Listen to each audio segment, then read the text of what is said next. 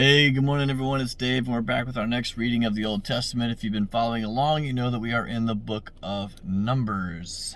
And today, we are on Numbers chapter, I want to say 30. Let me double check. Yes, Numbers chapter 30.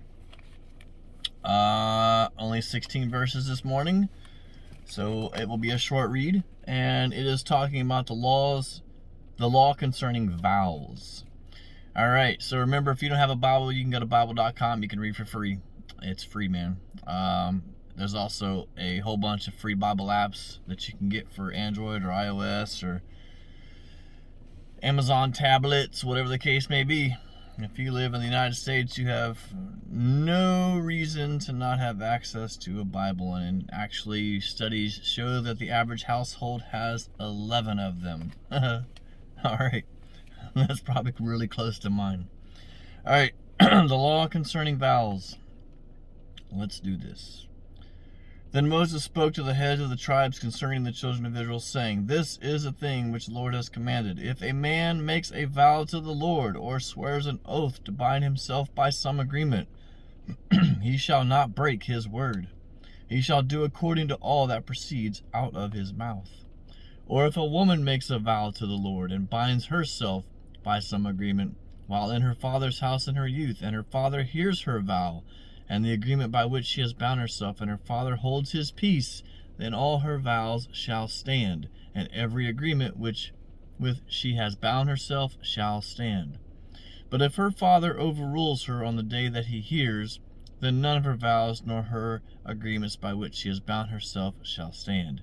And the Lord will release her because her father overruled her. If indeed she takes a husband while bound by her vows, or by a rash utterance from her lips by which she bound herself, and her husband hears it and makes no response to her on the day that he hears, then her vows shall stand, and her agreements by which she bound herself shall stand. But if her husband overrules her on the day that he hears it, he shall make void her vow which she took, and what she uttered with her lips by which she bound herself, and the Lord will release her. Also any vow of a widow or a divorced woman by which she has bound herself shall stand against her. If she vowed in her husband's house, or bound herself by an agreement with an oath, and her husband heard it, and he made no response to her and did not overrule it, then all her vows shall stand, and every agreement by which she bound herself shall stand. But if her husband truly made them void on the day he heard them, then whatever proceeds from her lips concerning her vows, or concerning the agreement binding her, it shall not stand. Her husband has made them void, and the Lord will release her. Every vow and every binding oath to afflict her soul, her husband may confirm it, or her husband may make it void. Now if her husband makes no response whatever to her from day to day, then he confirms all her vows, or all her agreements that bind her. He confirms them because he made no response to her on the day that he heard them.